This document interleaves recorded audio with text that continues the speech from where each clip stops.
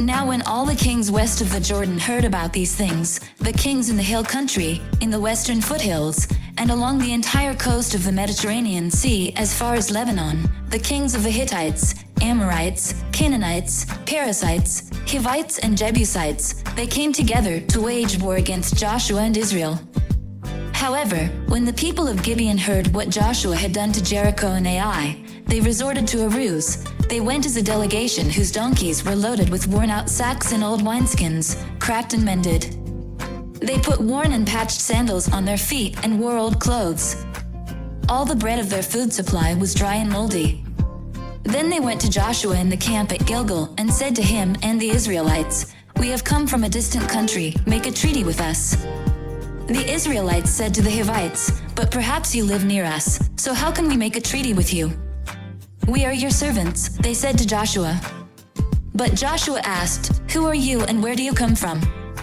They answered, "Your servants have come from a very distant country because of the fame of the Lord your God.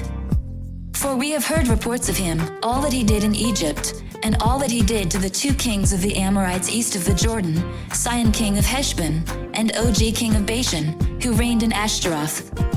And our elders and all those living in our country said to us, 'Take provisions for your journey, go and meet them and say to them, we are your servants, make a treaty with us.' This bread of ours was warm when we packed it at home on the day we left to come to you. But now see how dry and moldy it is. And these wineskins that we filled were new, but see how cracked they are. And our clothes and sandals are worn out by the very long journey." The Israelites sampled their provisions, but did not inquire of the Lord. Then Joshua made a treaty of peace with them to let them live, and the leaders of the assembly ratified it by oath.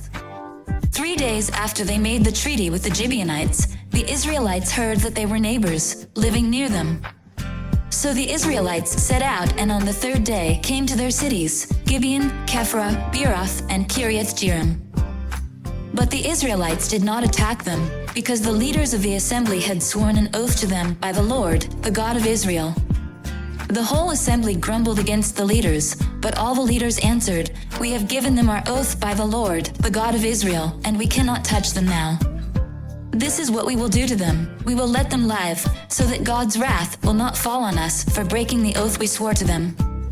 They continued, "Let them live, but let them be woodcutters and water carriers in the service of the whole assembly." So the leader's promise to them was kept. Then Joshua summoned the Gibeonites and said, "Why did you deceive us by saying, 'We live a long way from you,' while actually you live near us?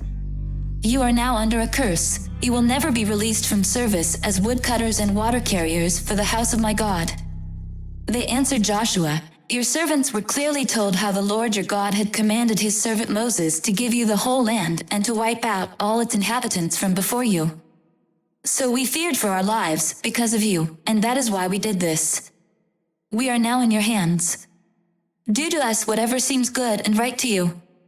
So Joshua saved them from the Israelites, and they did not kill them. That day he made the Gibeonites woodcutters and water carriers for the assembly, to provide for the needs of the altar of the Lord at the place the Lord would choose. And that is what they are to this day. Come follow me, and I'll send you out to fish for people.